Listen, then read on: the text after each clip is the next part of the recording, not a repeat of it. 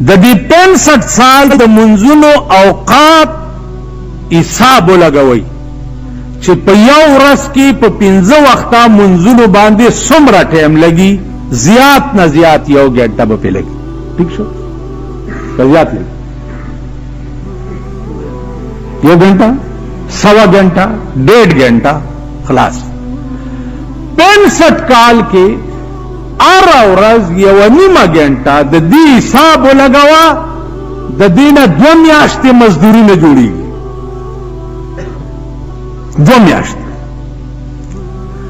نو تا په 65 کال کې 2 میاشتې مزدوري خدای لا کړې ده او قیمتي څه غواړي د 2 میاشتو د مزدورۍ قیمت څه غواړي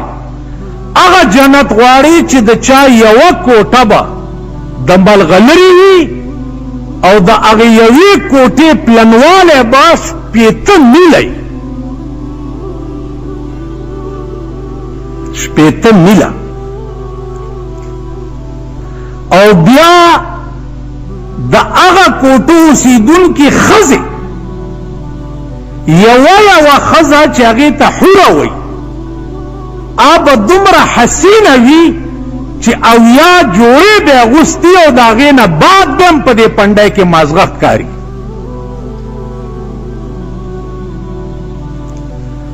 د هغې نوکران به څنګه نوکران به دومره ښایسته تاله چې کوم نوکران وړاندې وستو به کېږي اب دومره ښایسته دې قرآن کې تاسو واورېده اذا رأیتهم حسبتهم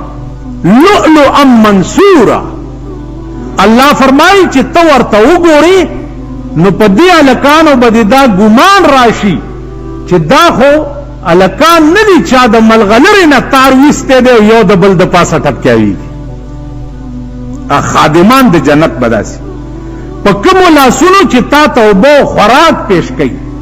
وحلوا اساور من فضه د زرو کنګري به په هغه لاسونو کې اچولي وسقاهم ربهم شرابا طهورا تاسو خیال راغی جامې به څنګه اغوستي تاسو نوکر خې جامې اغوستې شو د خانانو نوکران وګورئ کنه چې خېز تم خان شوې سپېرې باندې جامې اچي قرآن وایي د جنت نوکرانو بستا څنګه جامې اچولي عالیهم ثياب سندس خضر واستبرق عالیهم ثياب سندس د شنو رخمو لباس به چولی الله چې خستمی او بیا شین لباس ما چولی الله دې مونږ ته نصیب کړي نوکران به داسې بیا بستا دا ایریا څومره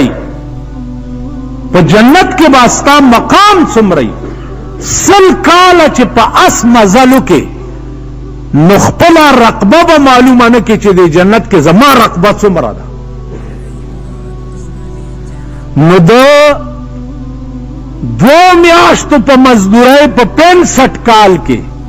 ته غواړې هغه جنت او بیا دا 2 میاشتې مزدوري دې څنګه کړي دلته جمعات تم راغله منځ دین کړي بار چې تله بیا دې پوکم تللم شروع کړي دي ٹھیک شو دفتر ته چې تله بیا دې د خلکو سرمنې وستلم شروع کړي دي او جمعات تم راغله جمعات تم راغله کور ته چې تله ټول شپه دی وی سی آر تم تیرا کړي دا جمعات ته چې راغله بیا چې تله په نشتر حال کې کما شو چې کیږي نو لیډای د ځان سره کړی دا او ته لیډا ور سره هغه شولم تله او جمعات تم راغله نو ماما ته په ایمان وایا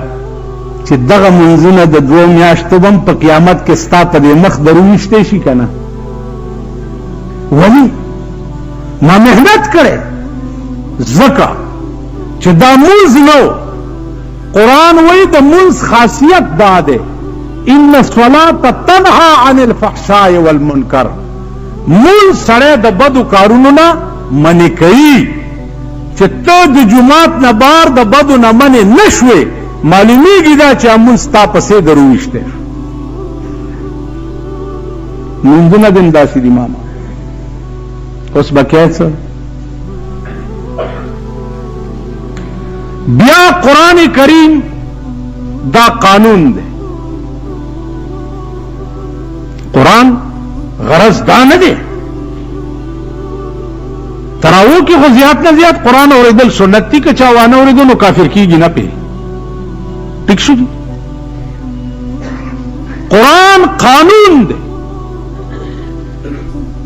قانون دا مانا چې تب ټول ژوند دی قانون ته وقف کای دې چې څنګه وای هغه سه به دکانداری کې دې چې څنګه وای هغه سه به پکور کې برتاو کې قران ویلي دی چې وقرنا فی بیوتکن ولا تبرجن تبرج الجاهلیه الاولى اے پیغمبر خزو ته وای چې پکور کې کې نه خبردار چې دینه بعد د کوره بارو نه ځي ٹھیک اوستا قرآن اوری او هم خزا و لوری دے بے پردی گرزی نواز شریف اعلانو کو پیسے ملے گی جو شریعت بل میں پاس بیا درباری ملیان ویل مبارک سچلو شلک ہمون کی شریعت بل جوڑ کرے پاس ایو تنوی پا آرام کینا خواول د عبدالباقی مولا تعالی سٹوی بیا د خان بادر خان تعالی سٹوی د پیپل په حکومت کې اوس د اجی جاوید خان تعالی سٹی د اوقاف وزارت چې په پاکستان کې بل کار نه کوي سیوا د مولیانو پسې ګرځېدون او خسی کولونه خیال دراغه په آرام کې نه شریعت بل کم زیاده شریعت بل کم زیاده تاسو صدر بش نه تپوس کړی دی چې په ملک شری نظام راوړی 200 کال د پیرنګي حکومت په پاکستان او هندستان باندې تقسیم نه بعد هندستان آزاد شو خپل هندو حکومت جوړ کو چین آزاد شو خپل چینی حکومت جوړ کو پاکستان تر اوسه غلام دی د امریکای چې تر سو پورې صدر بش نه ویلې ترغه پورې پاکستان کې شری نظام نشي راځي آرام کې نه وي ابای مې لیوانه شو په ترجمه باټینګن غواړي اوس دا مونږه په ایمان درته تاسو ته پسترګو کې خاورې اچو چیرونو شریعت بلم پیش کړی دی او دادی په ورغو اوس دا مونږه په ایمان درته تاسو ته پسترګو کې خاورې اچو چیرونو شریعت بلم پیش کړی دی او دادی په ورغو